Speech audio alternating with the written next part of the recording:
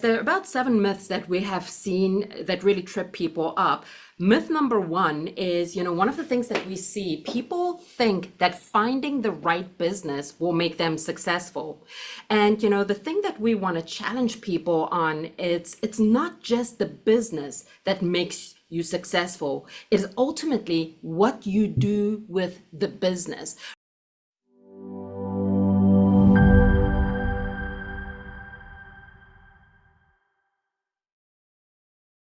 Hello, and welcome to the National Franchise Show. I'm your host, Liane Caruso. Produced by the National Franchise Show, this podcast is your ultimate guide to finding the best franchise opportunities in the US and Canada. Today, I'm very excited to chat with Tamara Loring from the Entrepreneur Source. This is going to be a really great show because she's going to help us bust some myths about franchising. Welcome to the show, Tamara. I am so excited to be here with you today, Liane. Thank you. Thank you. Well, I know that our audience, who is primarily people looking for new franchise opportunities and exploring the world of franchising, are going to get a ton of value from what you have to share with us today. So tell us a little bit about yourself before we start busting some myths. I would love to. Yes, Tamara Loring with the Entrepreneur Source. The Entrepreneur Source is a 40-year-old coaching firm, and our mission is to help people reimagine and reclaim the life of their dreams by learning about vehicles that have the potential to help them either generate the type of income they've always dreamt of, live the lifestyle that they were meant to live, and create wealth and equity for themselves and their family, perhaps even create a legacy. So I'm so excited today to help bust some myths here today, because we don't want some misguided beliefs prevent people from becoming the legend that they can be. So at today's episode, we've got a special giveaway, but let's get into it. Yes, yes, very exciting. Okay, so we know that there's some common mistakes that you see with people looking for franchise opportunities. Working with a coach, which is what Entrepreneur Source does, how can you avoid some of these pitfalls? So by busting some of these myths, we're going to go through that. So you want to start with myth number one? Sure. Yes, there are about 7 myths that we have seen that really trip people up. Myth number one is, one of the things that we see, people think that finding the right business will make them successful. And, the thing that we want to challenge people on, it's not just the business that makes you successful. It is ultimately what you do with the business, right? So if you think about some of the most successful, let's say, franchise brands, right? Because people are coming here today listening about different franchise opportunities. What brand typically comes to mind, right? Usually we think about the quick service restaurants, right? McDonald's being a very popular one, but there's so many out there. And I always say, okay, great. Now, if you look at a McDonald's, would you believe that there are 20% that are exceeding any possible, projections that they made? Why is it? Then you've got the middle 60 and the bottom 20. Now, the bottom 20, why are they there? Maybe it's a new location. Maybe they're just starting out, right? But how is it possible if everybody has been given the exact same recipe and the exact same system and formula to follow, that the results may vary? So give yourself some credit. You bring something to the equation too. So yes, it's good to look at the business model, but don't think that all of your success is going to come from just selecting the right model. Does that make sense? Yes, yes, make perfect sense. So I think a lot of people come into franchising and they think, like you said, they want to own a Chick-fil-A or McDonald's, and because that's like what they know to be franchising. But really looking into other things, like you probably don't go into franchising thinking, gosh, I really want to, have a garage door repair franchise. But really, that could be a really great financial opportunity for you that allows you to scale and grow and have multiple locations.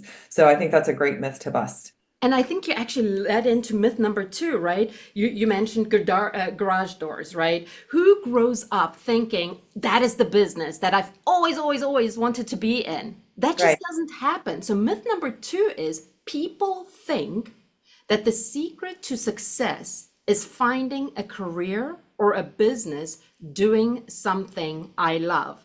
Look, if you're going to look for true love, you may be searching your entire life and never finding it. And also, if you think about the counter, there's so many people who have turned their hobbies into a business because they love it so much. And are they successful? not so much, right? Because there's more to a business than just doing what you know, love, and enjoy. As a matter of fact, I would challenge people to say that if you find a business or a vehicle that has the potential to generate the type of income that gets you excited, that gives you the flexibility to live the life that you want to live, right? You've got control over your schedule. That in the long term gives you the opportunity to build wealth and equity for yourself, maybe something that you can sell eventually and cash out on, or maybe even pass on to your family and create a legacy that way. I promise you, even doors will get you excited because now you are living a life with purpose. Does that make sense? Yes, yes, I love it. I love it. Yeah. All right, so let's go into myth number 3. Yeah, myth number 3.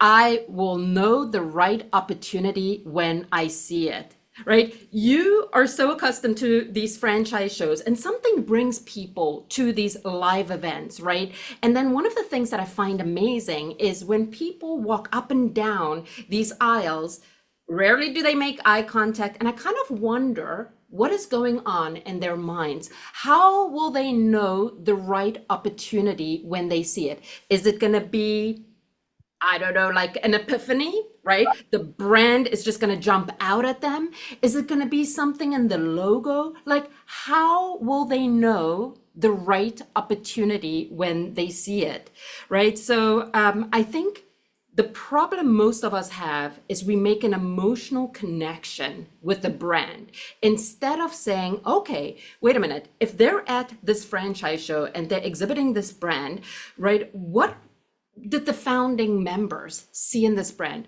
What need were they fulfilling in the marketplace? And regardless of whether I have a love affair with the opportunity or not, I actually would encourage people to say, especially when you're like, no kidding, like, this is a business? How does this even work? Evoke that childlike curiosity to really seek to find out how this is a business. Because one of the things I find fascinating, absolutely fascinating about franchising, and I feel like franchising is a myth within itself, right? Because people think franchising is typically fast food and French fries, and it really isn't. It is a method of doing business whereby you get to be in business for yourself, but not by yourself. And it spans all different industry sectors, right? So in order to become a franchise, you had to have proof of concept. Not only did you have to have proof of concept, you needed to be able to demonstrate to the FTC that it was replicatable and duplicatable. I'm not even sure whether that's proper English or not, but there had to be proof of concept, right? So when people come to these shows or as they're listening to this podcast, I would challenge everybody to say, wait a minute, in order for this to be a franchise concept, they needed to do all that. And they wouldn't be able to do it if it wasn't feasible. Now, can you replicate it nationwide or worldwide? Well, that is what we need to figure out. So be curious, especially about the concepts that you feel like you cannot get excited about, or you're like, how on earth does this even work? Yes, that's why I think like coaches, or I know we call you guys career ownership coaches, which we're going to go into in a little bit. But I think that that's why these kinds of opportunities are so good to work with a career ownership coach, because I think it presents opportunities that you hadn't thought of before, because you would never think like, oh, I would never love to be a painter or or have a painting business or an in-home senior care business, things that you would never have thought of, but really could be such a great opportunity for you. So Oh yeah, as a matter of fact, in our book, we refer to the porta potty business. We yeah, always say, who in their right mind wants to be in a crappy business like that, right? Again, I don't hear people saying, oh my gosh, once I'm done with school or once I have my higher education, I want to be the proprietor of a porta potty business. No, I've just never heard that. And yet, there are people in that business. And when you look at, the kind of wealth or equity they've been able to create for them and their families, right? Who cares how the money was made when you're flying first class? Do you think your banker cares? And I would dare to say that even though, yes, I don't think anybody loves the product or service, but there is a lot of satisfaction to be gained when you know that you're helping your community, when you are creating something of value.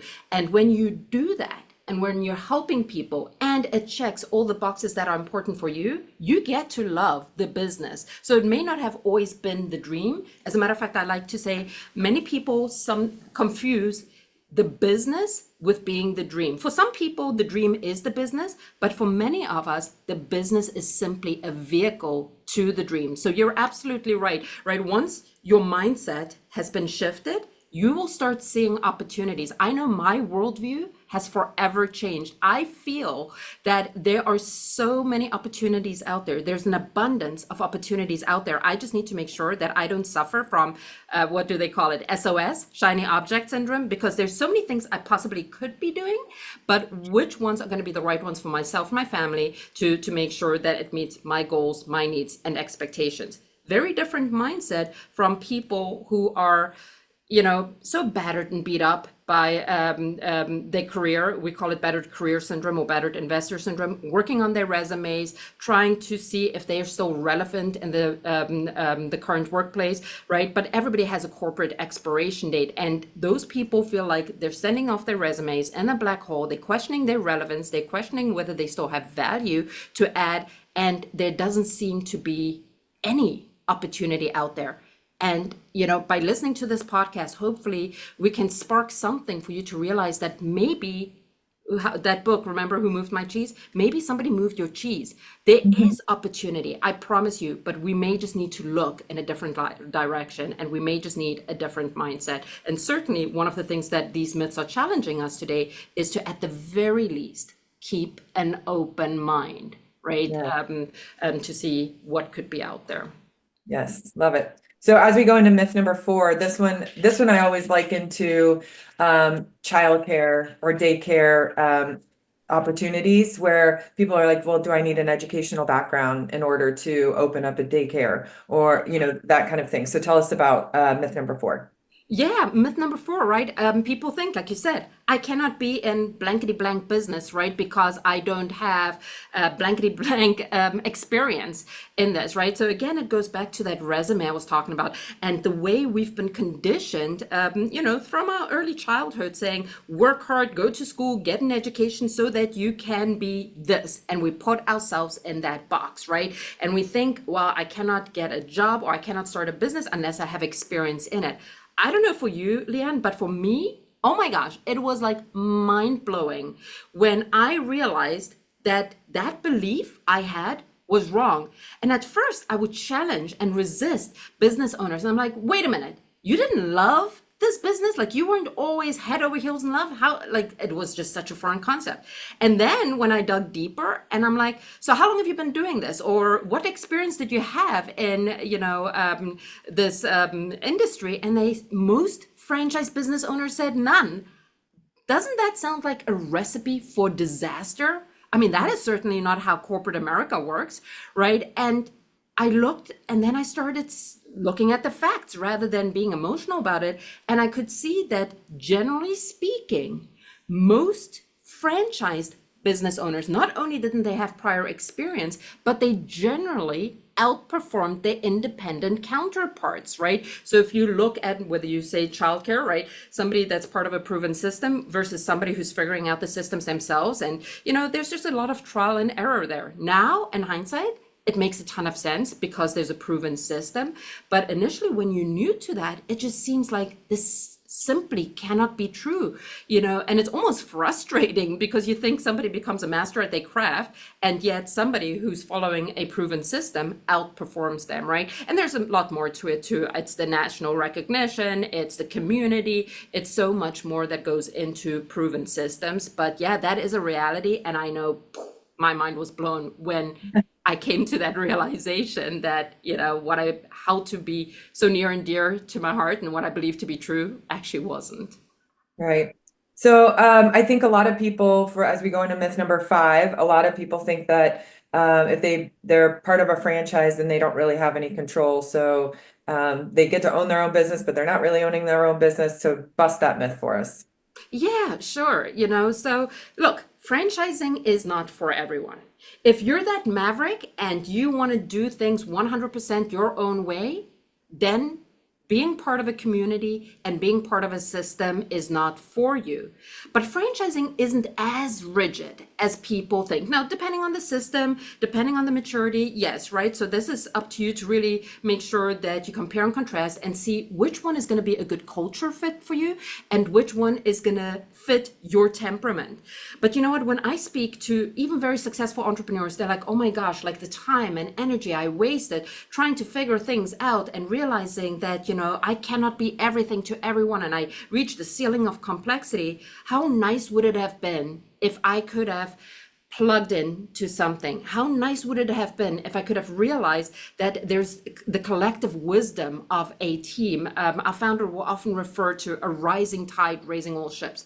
And you know what? The other thing is, if the franchise is a good franchise, they actually have avenues for franchisees to participate, because really at the end of the day, it's the franchisees, the business owners who are in the trenches. It's they who see the opportunity for improvement. So there's never been a successful franchisor without successful franchisees, right? So if you think it's just going to be dictatorial or, a strict hierarchy, some franchises maybe, but not all. There are actually a ton of even emerging brands, right, that really believe in this collaboration. I know this is very commonly used in franchising, but I believe it to be true. A wonderful franchise is one that creates an interdependent win-win relationship, right? Ultimately, we can never forget the people we serve. Secondly, right, it's kind of like a relationship or a marriage, right? The franchisor can only benefit if the franchisees benefit, and the franchisees can only benefit if the franchisor benefits. So it's that interdependent relationship. So I would say that is a myth if you believe that you have absolutely no opportunity to impact your community or the system. I've been part of a franchise system for over 22 years, and I wish I could tell you that I'm the one who comes up with the brilliant ideas, and it's never true, right? It's really listening to what our franchisees and the business owners are experiencing and really coming together and collaborating on how we can rise the tide for everybody. Right. And there's franchise advisory councils that you could be a part of to help influence or impact decisions and bring ideas to the table, which I think rolls very nicely into myth number 6. I can't be creative in a franchise. Yeah, absolutely. Again, people have this idea that everything is so regimented and, all you need to do is execute, but you're absolutely right. Not only are there franchise advisory councils, I know about many concepts that have marketing teams or business development teams or IT teams that are working on initiatives to level up. I mean, if you look at some case studies, right, if you don't change and evolve with times, you become obsolete. What happened to Blockbusters? What happened to Kodak? What happened to some of those popular brands from the 70s, the 80s, and 90s, right? They failed to change. They failed to be creative and innovative, right? So absolutely, the beautiful thing is, in a franchise system, you actually get to be part of a community where you get to challenge each other. We love what we call healthy friction, because innovation by nature is going to take you out of your comfort zone. But the beautiful thing is, it doesn't need to be reckless, right? You could put up beta tests. You could pilot things to make sure that it has the intended outcome, right? And our franchisees get to be a part of that innovation. So there is so much creativity that happens in franchising, especially when you compare it, if you look at, again, independent businesses versus franchise businesses, many times, regardless of industries, those are the innovators of their industry. I mean, I think the biggest example here isn't the Happy Meal come from a franchisee? I believe you're absolutely right. I absolutely believe that to be true. Now, it Okay. doesn't mean that all ideas that a franchisee Right. will have will be implemented. I also believe, I do believe this is a McDonald's case study where somebody said they wanted the pantyhose vending machines in the McDonald's. I don't know how often you go to McDonald's. I don't go too often, but I've never seen one of those vending machines. No. That was an idea from a franchisee that didn't make it. Maybe it would have Right. made sense in that marketplace. So, but again, right, they protect the brand, they pilot it. Some things work out, some things don't, but Happy Meals for sure. And I believe the biscuit too came Yeah. from Yeah. franchisees, and the breakfast menu. Yeah. I love it. All right. We're to the final Final myth. Tell us what it is. Yeah. So people have a lot of misconceptions about franchising. And because I think most of us think about the quick service restaurants, the fast food concepts, most people don't even take a second look at franchising because they believe franchises require way more money than they can afford, right? If I'm not a multimillionaire, I shouldn't even look at it. And that's absolutely not true. Franchises are actually small businesses under an umbrella brand, right? So when you look at the concepts, there are emerging brands, there are mature brands, right?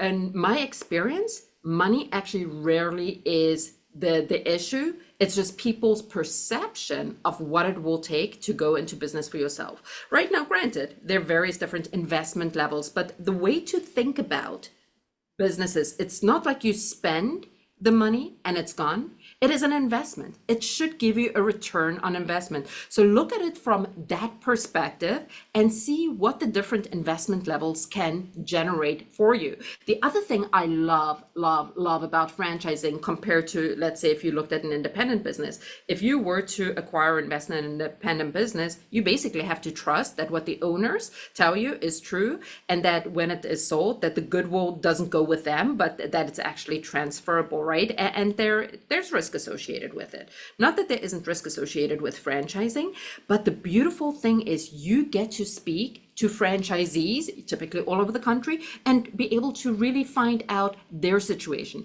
How long did it take them to ramp up? When were they cash flowing? Are they happy with their investment? Would they do it again, right? Was the value there? I mean, if you think about an independent business and all the aspects that you would need to focus on. As a matter of fact, one of my favorite books for anybody thinking about going into business is The E-Myth Revisited by Michael Gerber, Why So Many Small Businesses Don't Work and What to Do About It, right? Because people don't think about, some of the assets that they need to create. Generating and creating a website, marketing material, the infrastructure for whether it's a contact management system, the financial house. I mean, it can start adding up and up and up. And when you think about what it would cost, not just to research that, but to build that from scratch and implement it, many people feel that they actually waste a lot of money once they've done it. But when you're new to it, you're like, oh, I think I can do it cheaper. I think I can do it more effective for myself. So ultimately, really make sure that you understand the value that the franchise gives. And if it doesn't give an ROI for you, well, then it's not the right franchise for you, right? So yeah, generally, there efficiencies to be had by being part of a bigger group, and that's whether you start off or even later on, right? If you were to purchase through the franchise, or depending on the kind of concept, there are economies of scale is probably the best way to say it. Awesome. Well, those are all really, really good myths that I've heard time and time again with franchise opportunity seekers. So thank you for going through those. And I think you and I love franchising probably equally, like very passionate about business ownership. So tell us a little bit about TES, the Entrepreneur Source, and how you guys help prospects or people who are looking to go into franchising, and kind of what makes you guys a little bit different than some of the other broker networks.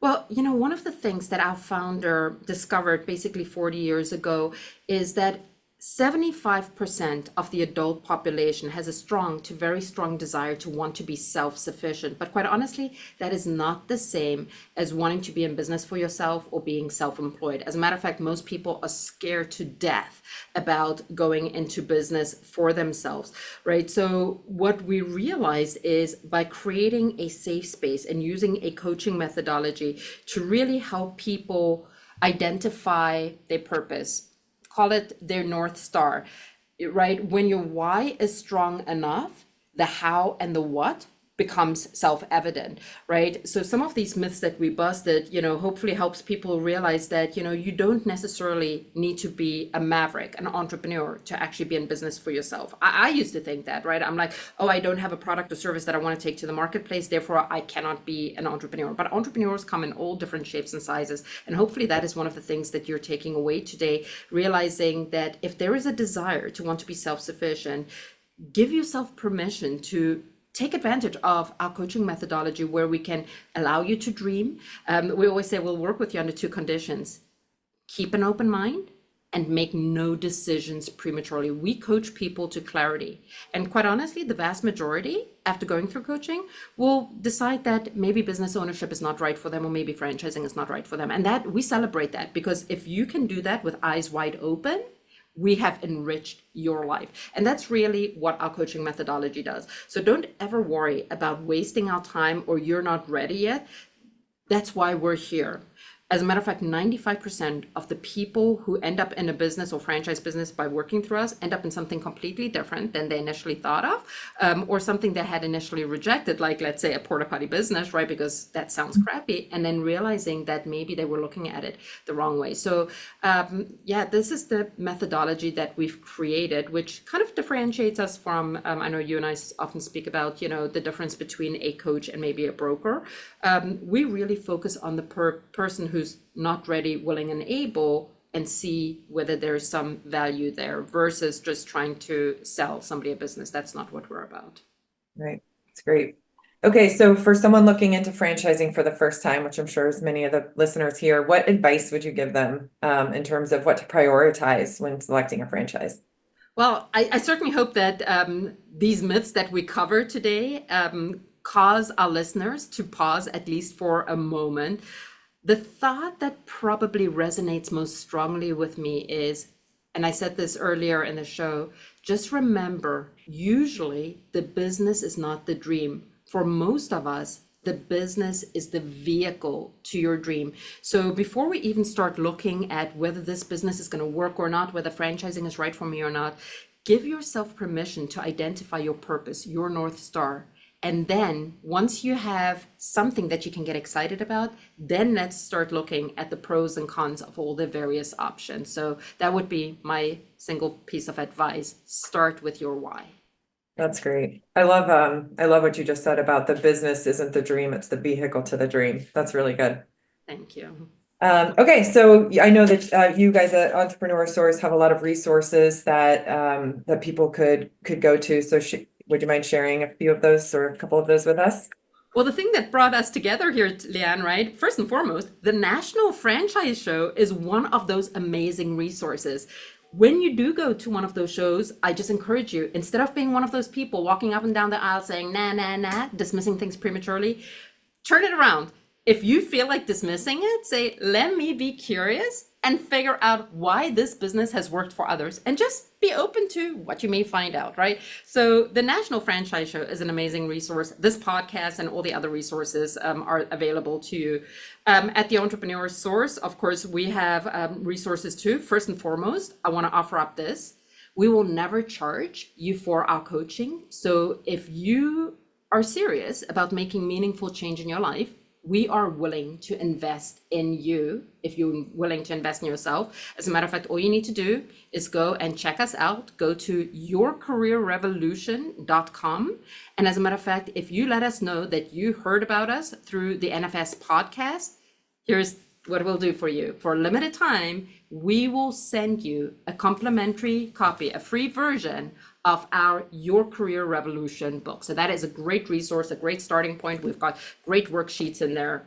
There's probably more, but I think this is enough for today. What do you think, Dan? I love it. I love it. It's a great book. I actually own it and have read it. So I'm a franchise nerd, but yeah, that's a great opportunity for people to at least get started. Go to the website, yourcareerrevolution.com. Get a free copy of the book and talk to a coach at zero investment on your part other than your time and your energy to start exploring new opportunities. I love it. Thank you so much, Tamara. It was an absolute honor and privilege to be here with you today. Thank you. It's so great. Thank you. And go visit that website and we'll be in touch very soon.